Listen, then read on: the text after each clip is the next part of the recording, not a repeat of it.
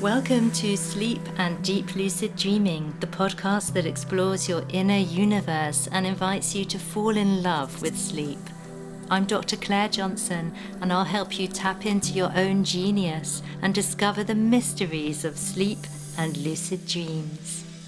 Welcome. I invite you to travel about 22 to 25 centuries back in time to ancient Greece. Back then, if you were sick and regular remedies weren't helping, you might find yourself making a pilgrimage to an Asclepian dream temple, part sanctuary, part spiritual retreat. These temples, which flourished between the 5th and the 2nd centuries BCE in Greece, were dedicated to Asclepius, the Greek god of healing, and they blended religion, early medicine, and psychology. Pilgrims would purify themselves through fasting or bathing, simple rituals, and then spend the night in a special sleeping chamber called the abaton, where healing dreams were expected to occur. Just imagine encountering these dream temples in ancient Greece in places like Epidaurus, Kos, Athens, and Thessaly. They were often built near natural springs or on hillsides, so places thought to be especially sacred and conducive to healing. The heart of the experience was dream incubation, or enkoimesis, the practice of inviting a divinely inspired dream to bring guidance or even miraculous cures. And patients would report dreams in which Asclepius or his sacred animals, often snakes, would appear, diagnosing ailments or performing symbolic surgery. In the morning, the temple priests would interpret the dreams and prescribe treatments based on them, which might include herbal remedies, exercises, or further rituals.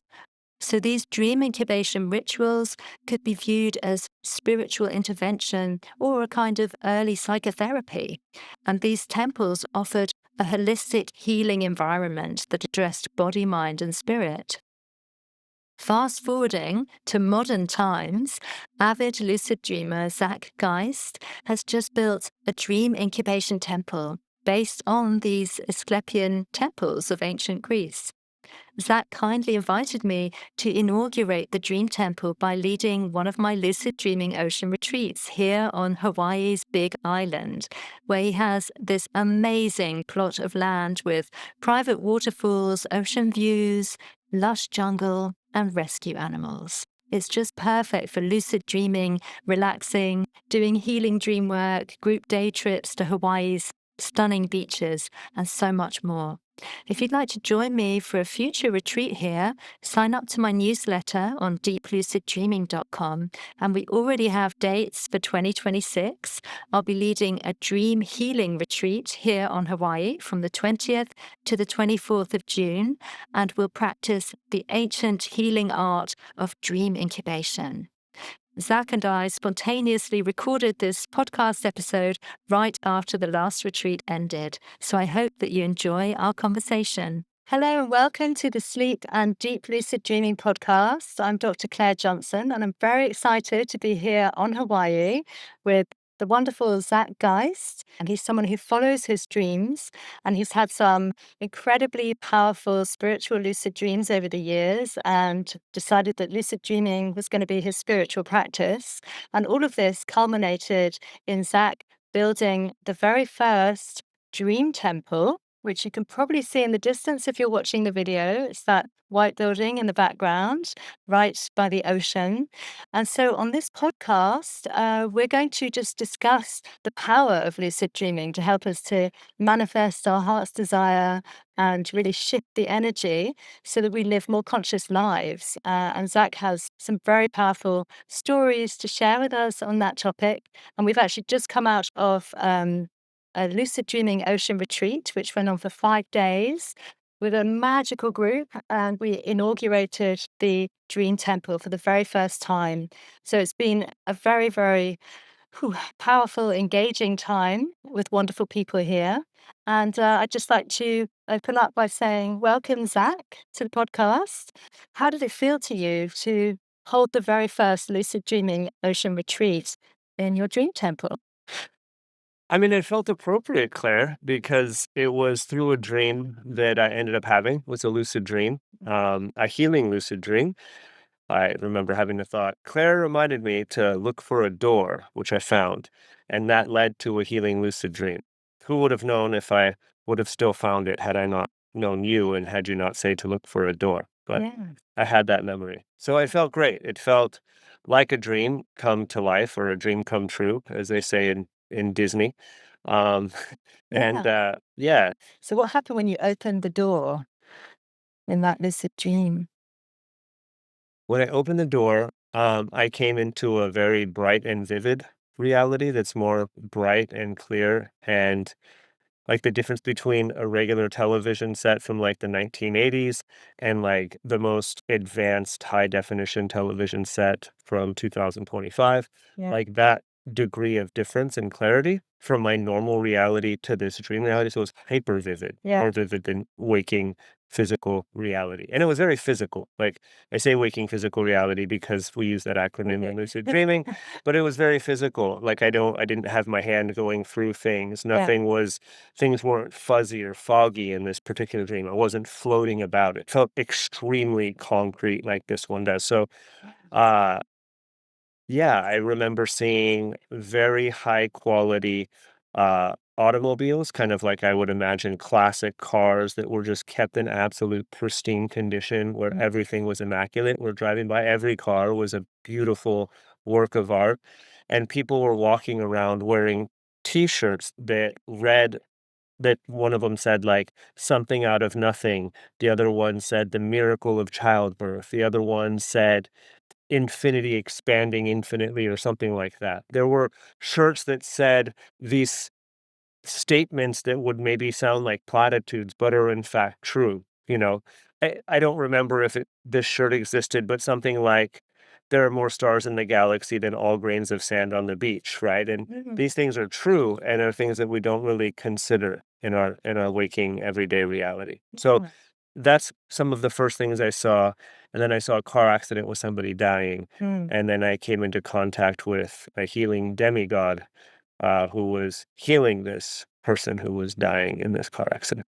Wow. Yeah. So that was the beginning of the lucid portion of the dream after I was lucid in the void and remembered to go through and look for a door. Yes.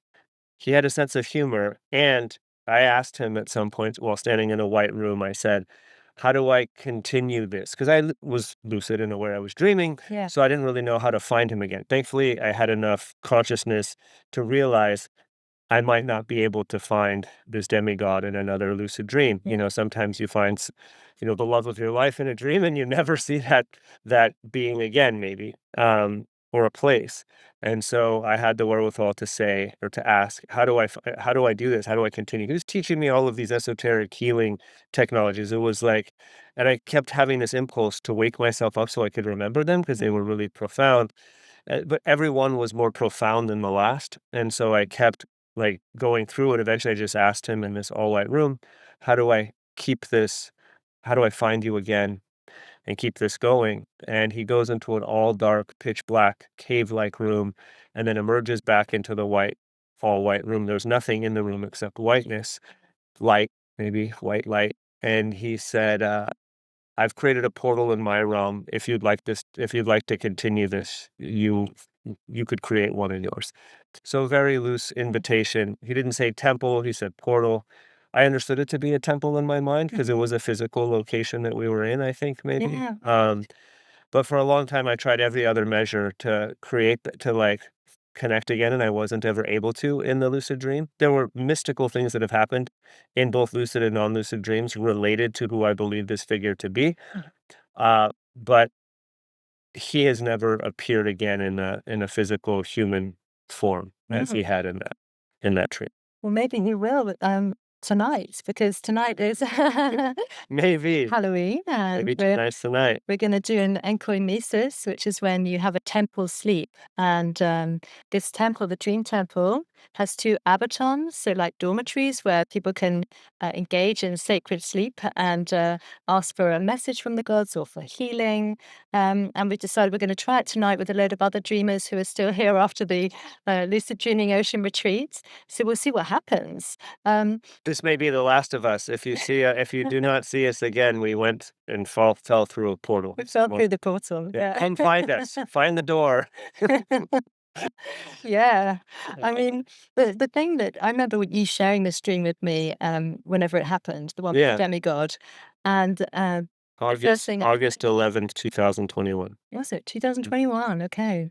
Yeah, and I remember the first thing I said to you was like, "Oh wow, you experienced a white room." Mhm. Because I have had so many lucid dreams where I end up pulled into a white room. The white room is a just one way, a very physical way of describing it. Basically, these are spaces of light. So these spaces are made up of what I call the lucid light. Too bad we don't have one around us right now. Yeah. Right, for the lighting. We're shooting this outside, and We it'd do be have these nice if we circle were. lights. Yeah, yeah, yeah.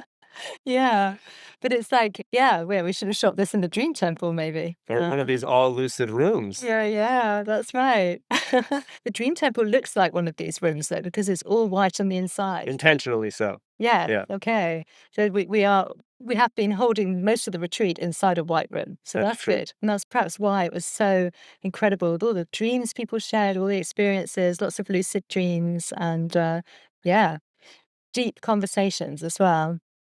But yeah, so in these white rooms, what happens for me, as happened for Zach, is that I tend to meet these beings, these powerful beings who have deep wisdom, kind of cosmic beings, and they'll share their ancient knowledge with me.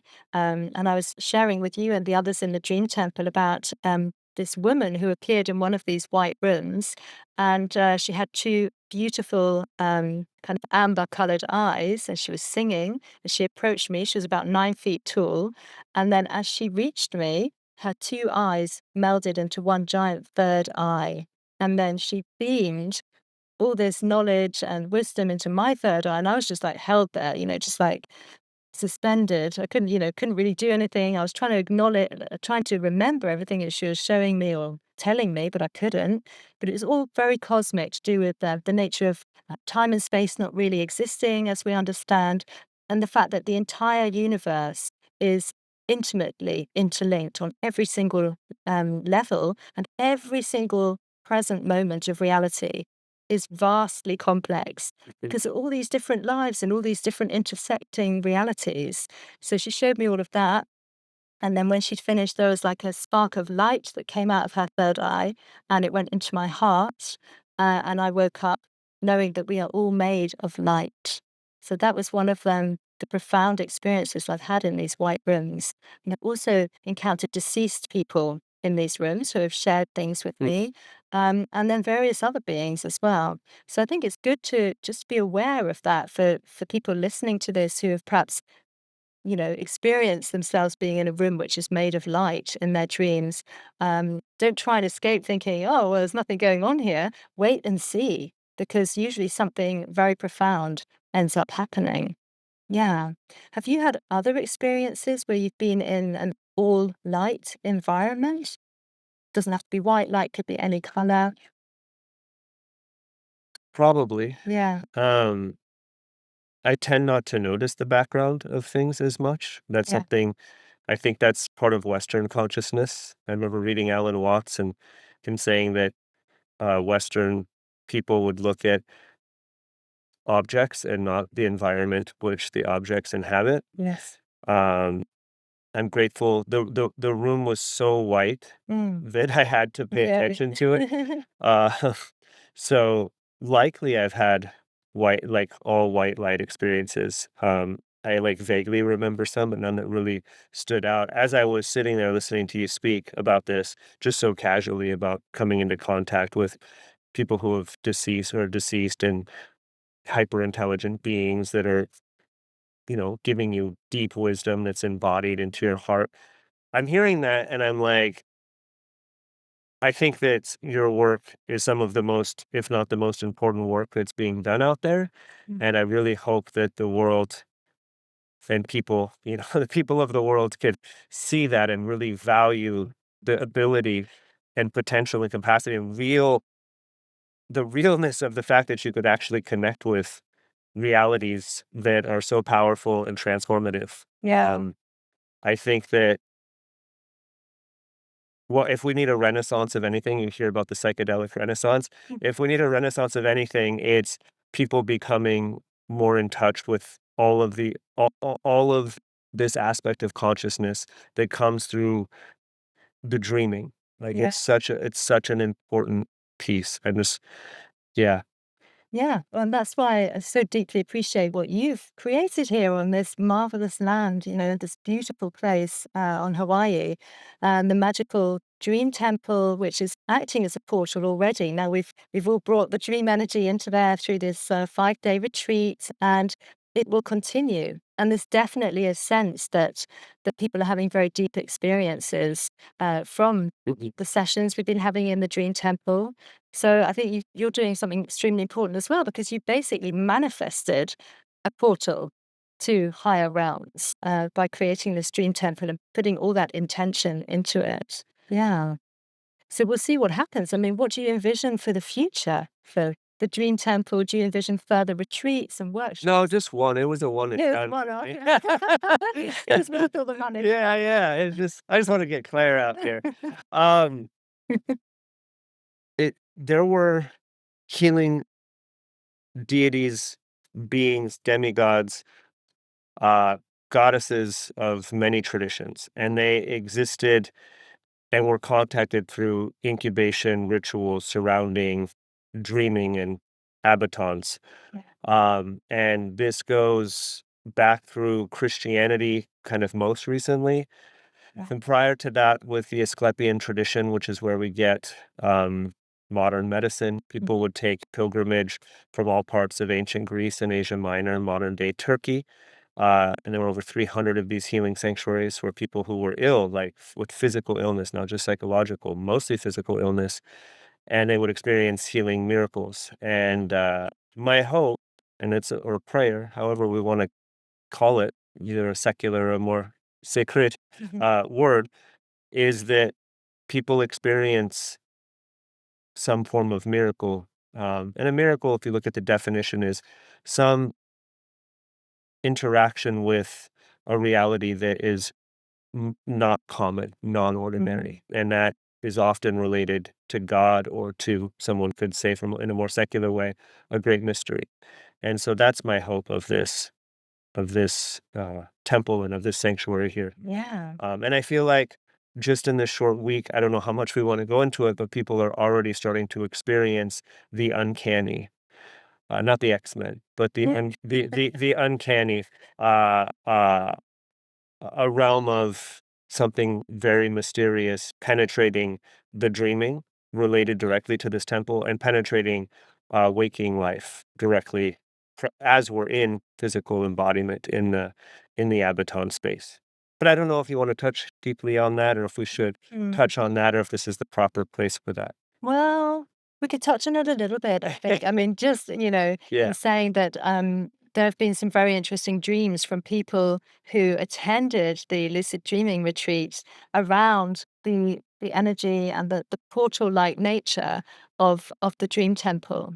So that's kind of partly why we're doing what we're going to do tonight, which is this enkoimesis, this temple sleep with quite a few dreamers, and we're going to dream into the temple and just see what it's what it wants really, and what see what comes up from it. I think it's the best way to do it. You've got to dream into these things and figure out which way the energy is directing itself. And lucid dreaming is excellent for this. So we're all going to get lucid tonight and see what comes to us. You up to lucid dreaming? What got you really, really interested in the topic? Was it a dream or an experience?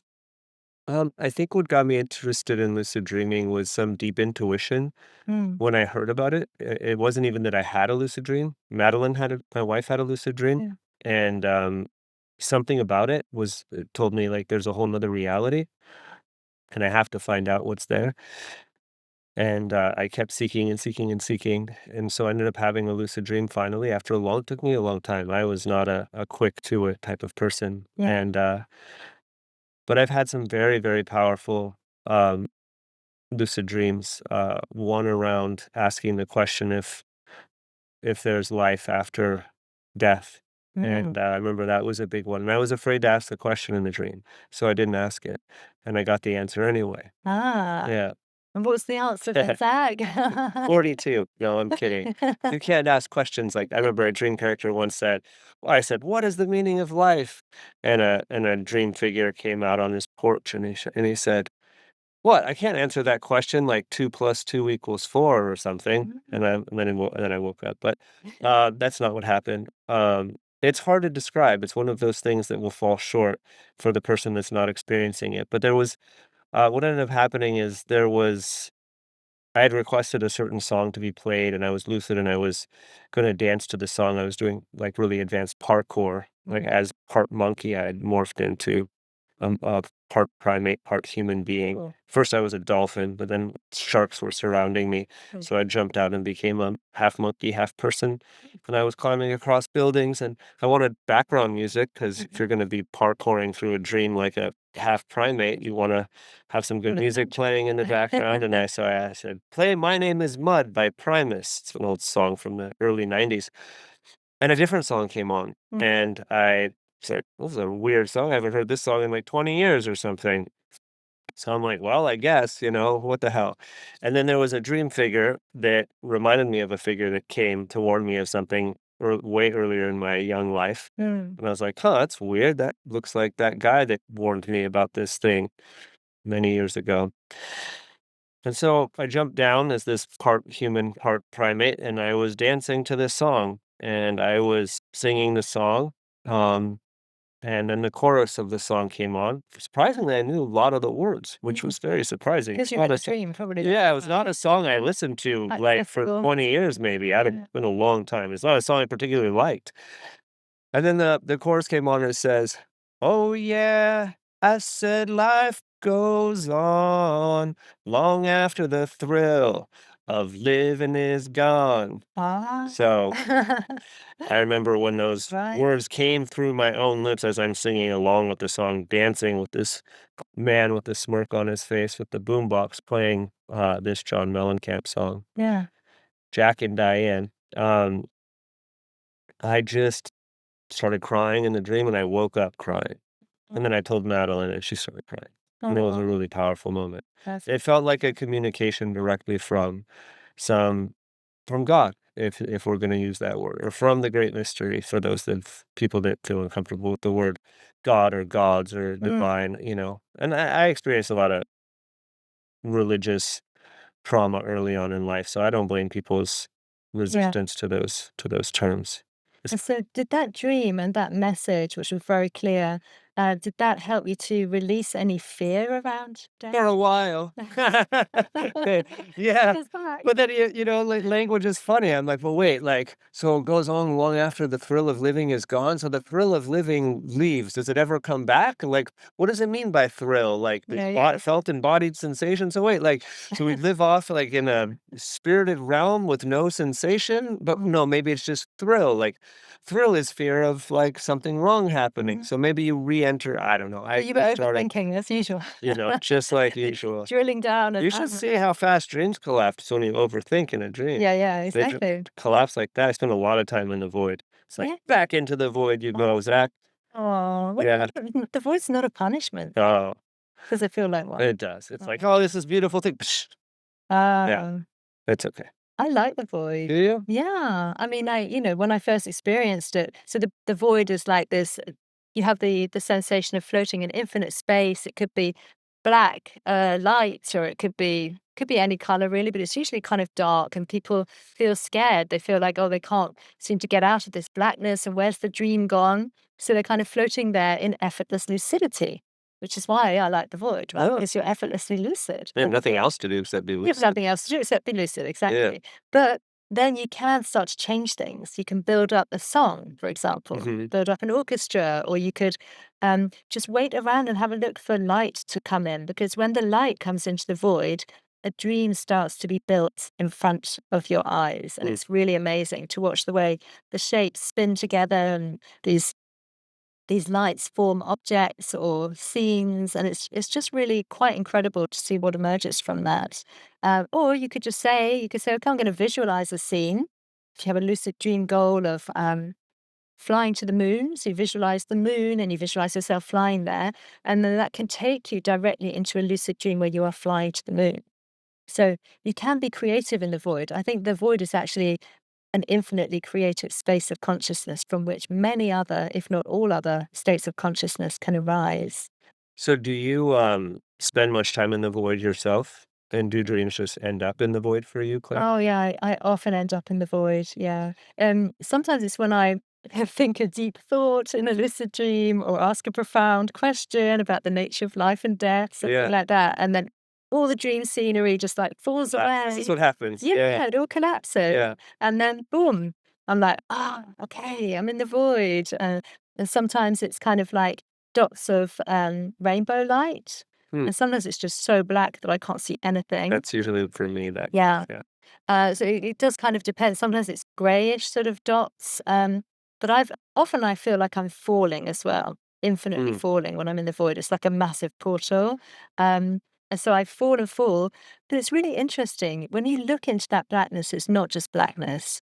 If you kind of look into the darkness of the void, you'll see maybe strips of light or sparks of lights, and you realize it's never completely dark and black. We just have to kind of get used to it. It's like when you've been in the bright sunshine and you walk into a room in a house and it's like, oh, it's so dark in here. But after a couple of minutes, you're like, it's fine. I don't need any lights on, you know? Yeah. So, but a lot of people do feel scared in the void. It's like an existential fear. Like, will I ever wake up? I'm all on my own in the entire universe. It can feel really lonely in the void. So what you need to do is kind of remember the thought responsive nature of dreams and lucid dreams and the void, and then bring some powerful thoughts into the void if you want to change it, And I mean, it's probably a good idea to have something to bring in kind of pre-baked, Yeah, exactly. At least pre-prepared, like Papa Murphy's, Yeah. At least have the frozen pizza ready to go. You don't just show up there with no dough and no baking soda and oven. Yeah, you've got to do your shopping before, get your ingredients in. But what kind of thing would you bring into the void to help you to feel better? Well, I'm pretty used to the void personally at this point. I've spent a lot of time there. I'm actually surprised when it doesn't just collapse into the void and I don't have to reconstitute or wait for a dream.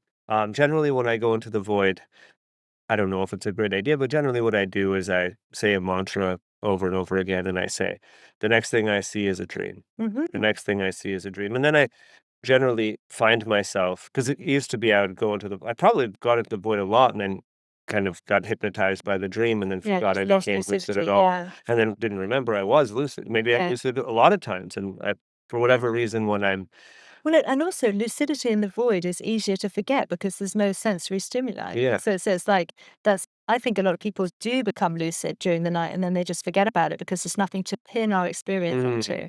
Yeah. But saying a mantra is excellent, also in lucid dreams, but in the void is as well, because the energy and the sound vibration transforms the reality. I don't know how fancy my mantra is. The next thing I'll see is a dream. Yeah. Good. And I'll find myself, I'll just be in an environment that feels just like this one. Yeah. And I'll be saying, the next thing I see is a dream. The next thing I see is a dream. And I find myself saying that, and then it won't feel like I'm in a dream. And I'm like, well, I guess I'm saying this again, and that's been habitual. And I'll be, wow, I was in a dream. I was in the void a minute ago, and here I am. Yeah. Yeah, I think we can learn a lot from the void. And the main thing to learn is like to be calm despite the darkness, because there's often a primal fear of darkness, right? It's like in the avatars in the dream temple. When you close those doors, they're extremely dark. Like it's really very dark. Intentionally so. intentionally It so. Yeah, mimics a cave. exactly. It's like a cave-like feel. It's actually made out of the soil from the earth. It's Yeah, 2 feet of solid soil. yeah, incredible.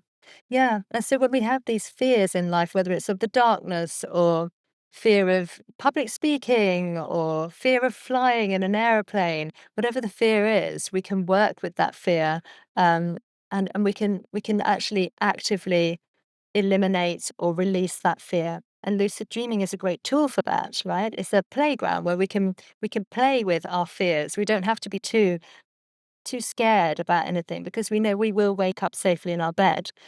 And that can bring us the courage that we need to face our fears, as in nightmare work and so on. Mm. Yeah. Yeah, Yeah. which is a part of what you really love, Yeah. working with nightmares. I do love Yeah. working with nightmares. Yeah. I have to do some more of that, bring that more into any future workshops that I do here as well. Because those nightmare workshops are extremely powerful. Join me for a magical retreat in Hawaii with private waterfalls, beach workshops, and even a specially built dream incubation temple. I'll share my original lucid dream techniques and healing meditations drawn from 30 years of research, 50 years of personal exploration, and my 8 books. Together, we'll explore the science, creativity, and profound intelligence of the unconscious mind. Hawaii touches your heart and soul like nowhere else on Earth, so come along for an unforgettable journey.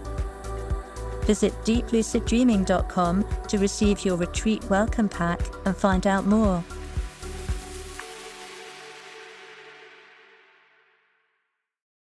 What about, have you ever worked with anybody on,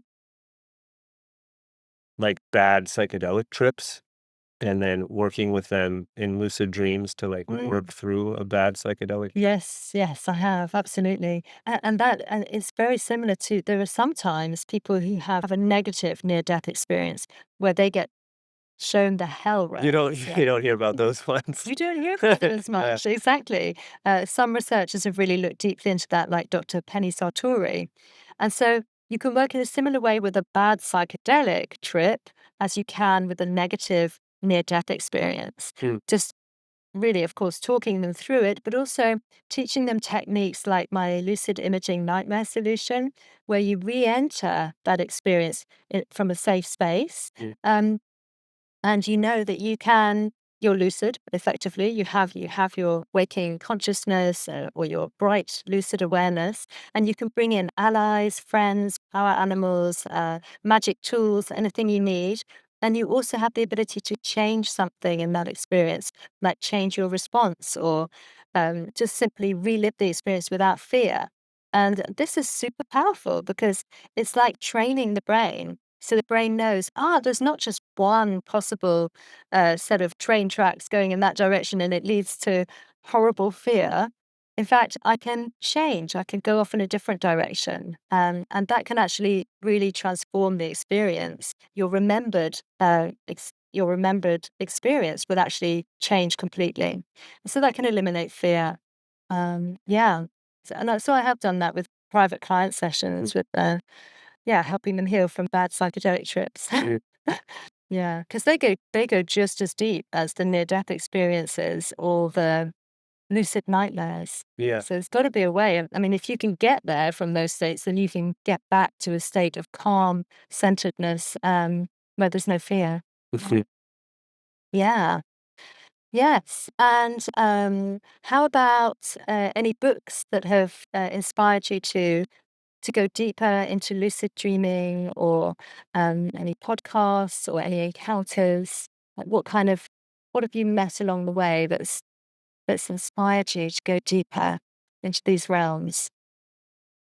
I think the healing miracle experience that was in a lucid dreaming state Yeah. was one of those moments that shatter your whole paradigm and direction in life and Yeah. send you in a different way. Also precognitive dreams. I had another dream that ended up being totally precognitive, Really? not only in the future, but also evidence that this dream knew about things from the past. Oh, okay. uh, going back decades, and so that I hadn't seen, I'd missed. Um, yeah, it was like the sixth sense, finding out like, oh, it was a those, Bruce Willis was a ghost the whole time, like it was like one of those things, like, oh wow, this was always happening. Right. But Um, what are things like that teach you about the nature of life then? I mean that it's mysterious, that there's intelligences that we can have access to somehow. Mm. How reliably is the question, and that creates the motivation to engage in lucid states, because otherwise you're just, you're kind of, well, I'm going to sleep tonight and hope some powerful dream finds me, Yeah. and I hope I remember it. And random. Lucid dreaming, at least I could be like, I'm going to go, hunting for, or exploring for a powerful experience, Yeah. or at least I'm going to be aware in what dream I happen to find myself in. This idea that like you can control absolutely everything in a lucid dream if you're lucid. It has not been my experience. Right. Like, there's been times I could control high levels of the dream, Yeah. and then there's some dreams that seem like they don't have a deep spiritual meaning, Yeah. and then there's other dreams that it seems like that's the way the dream is gonna go, and like I'm aware I'm dreaming, but that's the way the dream is gonna go, Yeah. or Exactly. and I try to change something and it doesn't change, Right. even if I insist it. Yeah. So books, I think that, you know, I think that your book, Complete Guide to Lucid Dreaming, Wallen's Complete Guide, is the best book on lucid dreaming. I've read every book I could find on lucid dreaming, No. and that is, in my opinion, by far the most thorough and accurate and has the most in it. Um, I've said to you before that if I was trapped on a desert island, I'd probably keep that book because it would give me access to explore all sorts of things. No. Whereas if I had another book, I'd just kind of be repeating the same book. That book is an invitation, like it's a guidebook into a way to touch on the very axis of like creativity. Yeah. Almost like you got a PhD in creativity and lucid dreaming or something. Yeah. But yeah, that's present. That gem is present in that book. That's So that's wonderful. one of the most powerful books along the way. Yeah. There's been so many. Surrounded in books. Yeah. I mean, oh, and we just had a look at you even had Jung's big the Red Book, right? Yeah. That was really cool to look at that, and I was trying to decipher some of it because it's written in German and I do read German, but the actual writing is quite hard to understand, isn't it? And it's all rather cryptic. Yeah. What he writes above the mandalas and everything. But Easier for you to understand yeah, this. yeah. There must be a guide somewhere online where you can find out what he's saying. Oh, I'm sure. I think it's probably in there. Oh, You right. know? Okay. I Yeah, think that yeah. it's one of those things, getting the book and being like, I'm going to sit down and read that someday. But it's Yeah. hard when you're running a sanctuary and businesses. Oh my gosh, I know. You've got so much work to do here getting this place. It's just continuously in development, isn't it? It is. But It's funny. A friend of mine, he works for me. He's worked for me for 20 years, and he said he had talked to me. And he goes, I was like, yeah, I had a lucid dream last night. I was just, right before our call, just doing some dream work. And he goes, you really are the biggest workaholic I know. You even work when you're sleeping. So I just started laughing. I was like, oh my God. Yeah, I got to call it dream play. right, exactly. Dream play. Dream relaxation. Yeah, otherwise people really will think that like that's all you're doing. It's like Yeah. constantly conscious and constantly thinking ahead. Can't wait to go to sleep so I get back to work. Yeah. My dream work.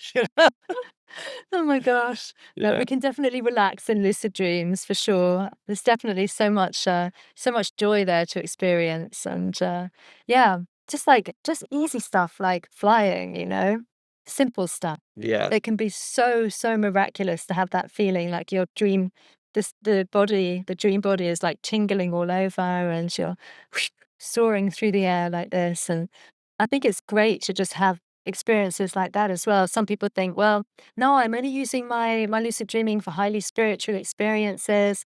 There's like there's no right or wrong. And I think anything you do in a lucid dream, if it makes you wake up feeling happier, stronger, more resilient, or with more love or fun in your heart, it's got to be a good thing. It helps you with waking reality then, which isn't always that easy. That's something that I noticed, Claire. And I think it's what's really important is that you and some others that I know that lucid dream and that practice and hold this as an important aspect of their life and practice of their life seem to be more creative and more open-minded and kind of generally happier and more hopeful than most other practices that I've come in contact with. Yeah. Like there hasn't been like a group. Dancers also feel pretty Yeah. optimistic, but a lot of spiritual practices, I meet the people who do the practices and I'm like, so if I do that practice, am I going to be more like you? Because I don't know if I want to be, I just have that feeling, Yeah, I'm like, exactly. so Yeah. I feel like it's a very the practice carries over to waking life is what It I'm really does. And I suggesting. think it's also because lucid dreaming gives you a sense of infinite possibilities. Mhm. Because it's true, like in a lucid dream, anything can happen. You're co-creating with the dream. And yeah, you can make choices, but the dream will also make choices or kind of bounce off whatever it is that you're thinking about. But it makes you realize that we don't have to be just hemmed in by our limiting beliefs that we have, that we've been brought up with in our families or that we've learned from society. We don't have to subscribe to all that. We can transcend that. And we have infinite possibilities in our waking life as well. And so when lucid dreaming helps us to understand that on a deep experiential level, well, it makes you happier because it's great to have choice, right? It's great to know I don't have to be stuck in this version of reality. I can free myself. I can expand my mind. I can make conscious decisions about my life and I can manifest my best life. I mean, it's totally possible. And so I think when you know that, then life becomes lighter, it becomes easier. You're able to let things go more easily as well. Like if something upsetting happens or you have an argument with something or I don't know, you lose a lot of money or whatever it is, you're just able to rationalize it more because you're like, okay, that was one thing that happened, but there are many other possibilities, and I can get through this and I can consciously create my life by directing my thoughts, my intentions, my expectations, my beliefs, and living life in a loving way as well, welcoming other people. So, yeah, I felt that very strongly in our retreat group that people were getting that and realizing that we can live our lives as our own higher selves. Like the workshop we did a whole session on super lucid dream figures. So these are the people the people or the beings that we meet in our lucid dreams who seem to have so much more knowledge than we do, and who share that knowledge with us. And so we all ended up embodying one of our high level super lucid dream figures, and we interacted with each other as those super lucid dream figures, and people shared messages from wise realms, from other kind of realms. And it was beautiful. And then we all basically had the experience for that workshop of walking around as our higher consciousness, walking around as a deeply wise being for once, instead of feeling like lost or buffeted by life. And so I think things like that, it becomes profound because you realize you can live your life in that higher state of consciousness, not only to help yourself, but to help other people. Our waking minds would be like, right, okay, that's what I need to do. I need to meet that demigod again. It has to be the exact kind of same form. It has to appear, we have Mhm. this whole idea around it. And it's like, we don't get to decide that, like these wise beings are the ones they will appear to us in whatever form they see fit. And it may not ever come again in that form. You never know. But it doesn't mean that that same energy or power is not there. I mean, it will be there, but just Yeah. it will take on a different form. And I mean, I remember talking to my daughter because she'd had like a really amazing dream of a talking leopard. And the leopard was really powerful and it seemed to be a guide for her. And then for a long time afterwards, she never dreamed about the leopard again. And so she started to fall into that thing of thinking, did I do something wrong? Why isn't Yeah, why coming the back? leopard go? He doesn't like Yeah. me anymore. Yeah. but but that's so human, right? It's but we can't. It's not the same as interacting with another human being. This is like a powerful intelligence, and it will find us where we are in whatever form or aspect that it. I mean, and asleep or awake. Exactly, There were unimaginable synchronicities and possible experiences that were completely connected to that dream. exactly. And again, it went back decades and I hadn't noticed. And all of a sudden I look back and That's I'm like, yeah. wow, It gives you So there is something there. Yeah. But it is hard. It's hard to imagine embodying that being, for example. yeah, Embodying like a better version of myself might be easier yeah, than imagining embodying yeah, a demigod. but yeah. but maybe that's something to grow into. And maybe, demigod means half man, half God. Right. And you know, Which could in also some simply ways mean a that man connected to connected yeah, these could be. higher realms. Could be. So maybe you're Yeah. already the demigod. Maybe so. Even though it may not always feel like that. Yeah. You've been born. Should have done a better job with this deck, but It looks wonderful. whoops. But this is the thing. It's like a demigod that's kind of perfect because a god, that would be impossible to ever live up to in a Yeah. sense, right?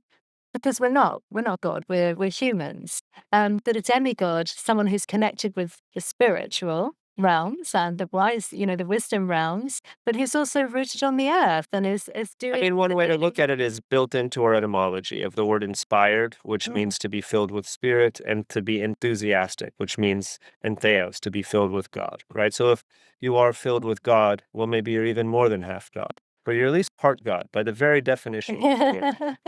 Exactly.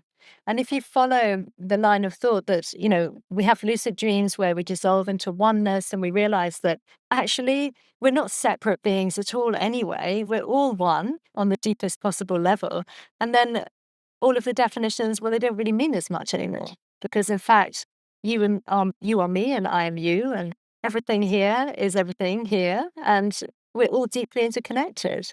It's just our human brains that perceive this separation, or that try to compartmentalize everything, or say that's better than this, or that's dragging that down and that's building that up. And I think it's more helpful to realize that we're kind of existing in a collective lucid dream.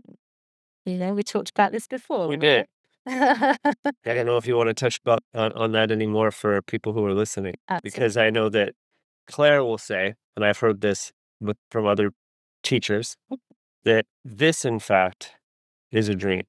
And then that's where everything starts breaking down, because if if up is down and down is up, then what is, then what meaning does any of it have, If this is a dream, then what is the other? Why would it have less meaning if I'm saying, okay, life is like a collective lucid dream. Mhm. It's a denser lucid dream than the lucid dreams we have when we lie down and go to sleep, because there are so many people involved in it. It's a collective dream, right? So everyone's got their own desires, thoughts, intentions, expectations. But what I mean by life is a dream is that we can guide and shape the dream of life, just as we can guide and shape the lucid dream by really focusing on what it is that we would love to have, or focusing on a way of helping other people, directing our consciousness. So we're not just kind of willy-nilly, being blown around like leaves in the wind, but we're being intentional and directional about our lives. And for me, that's when things manifest. I think you'd do well to write a book about how to live your life like a lucid dream, and that people would benefit a great deal from engaging with reality in that way. Yeah. Because I know you do, you live that. And there's very few people that live their life like they're lucid in a collective dream. Yeah. And how you engage with others and how that would shift, and like how to engage with people with respect instead of going through and like bullying the dreamscape. I mean, Right. you really do live your life like you're in a lucid dream. Yes, you've And it's- noticed that. Yeah. I think it'd be a powerful, very unique self-help book. Maybe that's what I'll do this winter. Yeah. Add another dream book to your list. Yeah, eight's not enough. And it would be a lucid dream book in a very unique It way. really would be. Yeah. Very unique. And that's exactly what I was There's saying no as well. that exists that I Right. know of. Exactly. Yeah. And it would be, it would counterbalance all these little AI books on lucid dreaming and various other topics that are coming out. Oh my gosh, yeah. Because that's the thing, I don't want to be writing short, easy books anymore. Oh. I want to write something deep and profound that can only come from me. Well, your whole metaphysics too. Your whole metaphysics of the lucid light and the reality that's behind this reality. Yeah. And The prana dream body. How yeah. so You brought all of that. It could be tied in Yeah. this. tie it all in. Yeah, and we even talked about childhood experiences. Remember in the temple, I was sharing about being big Claire? Oh I yeah, was little, yeah. so that was big She's Claire. still a little Claire. She's. We had Smith. bets. We had bets on how tall Claire was going to be. In order to find out, you got to come in person. Yes. I'm taller than you think. Or perhaps not. But yeah, just having those moments of expanded consciousness as a kid, which many kids did have, and then they don't have the words for it. They don't have the words to tell their parents that they're suddenly big Claire, this huge being. And so it's hard, I think, for kids to get support, and then they just forget all about those precious magic moments when they experience their true nature. There's not just this little body, Mhm. but actually a very powerful spiritual being. What I really would have loved to do, and Mm. maybe in the future, Yeah. if we have a lucid dream retreat, is to have simultaneously a children's version of the retreat happening Yeah, at the same time, so people yeah, could bring their kids, and there's another version of it yeah, happening, and then there's some mingling together, because I think that the kids could really get the imaginative piece yeah, going together, and like for parents and their children, or mentors and, their mentees that are young children, or, family members with children, whatever it is, like it'd be such a different experience than most kids growing up. exactly. I'd love that. I mean, we had some experience with the kids this time, didn't we? There were a few kids around. Yeah. They came and splashed with us at the waterfalls. That they've got private waterfalls here on the property, so we all had a great. Doesn't everyone have Yeah, private water? I wish. And yeah, and we spent the day at the beach, and the kids came along, and so it was really very beautiful actually to have that childlike energy along with us as well. And in terms of teaching children how to lucid dream, I mean, I've got a chapter on this in every. Yeah, they don't have to undo the decades of the fact dreams don't matter, or that Yeah, they can't lucid dream. And you probably just tell them, "Oh yeah, to lucid dream, you just do this," and they'd be like, "Oh, that's cool. Oh yeah, I did it last night 3 times." Like see, especially if yeah. other kids are doing it. Yeah, but the kids are interested and they get the concept. Yeah. Yeah, I mean, I remember telling an 8-year-old fairly recently, telling her what lucid dreaming was, because she'd found like, oh, I have this book, but what's she written about and stuff. And so I gave her a very simple definition of lucid dreaming. It's when you know that you're dreaming, when you're in a dream. So if there's something scary in your dream, you can turn around and say, "Hey, I know I'm dreaming. Why don't we be friends?" Or "Do you have a message for me?" Or whatever it is. And the very next day, she came up to me very excited and said she'd done that in her dream because she'd been having an issue with I can't remember which dream animal it was, but she'd been feeling a bit scared in the dreams, and she managed to turn around and befriend that dream animal. So this is not my daughter. This is another kid who hadn't been brought up in a household that talks about dreams all the time. So it shows you can just get it like that Mhm. because they don't have these years of conditioning that tells them that it's Mhm. difficult or Not important. not important. Yeah, or Yeah. even worse, it's like an inconvenience to dream. Yeah. It's like there's all of these beliefs that are floating around. In Fallacy. fact, almost nobody in in traditional modern time values dreams. I It's a know. very rare thing. And when we look at so many of the ailments that are out there, I mean, Mm. some indigenous cultures, from what I understand, I'm not indigenous. I'm indigenous to the hood in the Bay Area, I guess, Mhm. whatever that means. Yeah. Um, is what's wrong is that people are not dreaming anymore. So if you're not connected directly and having these experiences, then like what is life? Like the whole Yeah. meaning of life shifts. Yeah. This the depth leaves. If we don't bring dreams into our life, then we don't have that same soul connection anymore. Because dreams are the language of the soul. And when we become lucid in a dream, then we're able to consciously interact with ourselves on the soul level and with the vaster, greater reality on the soul Yeah. level. So it's just incredibly powerful. It's one of the greatest gifts I think we can give to children, to allow them to experience the magic and encourage them and listen to their dreams. And Are you familiar with animism, Claire?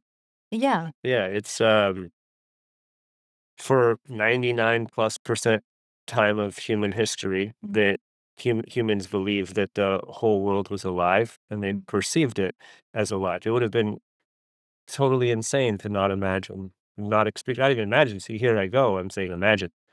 to not experience the world as fully alive. The Yeah. wind's like, this would be something I'm speaking, and the wind is moving through it. It's like, and they would experience this. And if you take a psychedelic, sometimes it could break down this something that's referred to as the default mode network, which is this restricted form of consciousness that inhibits your ability to perceive the world in many ways, because it'd be overwhelming if you had to go to a cubicle and drive through traffic and get on the subway train and sit in front of a screen all day.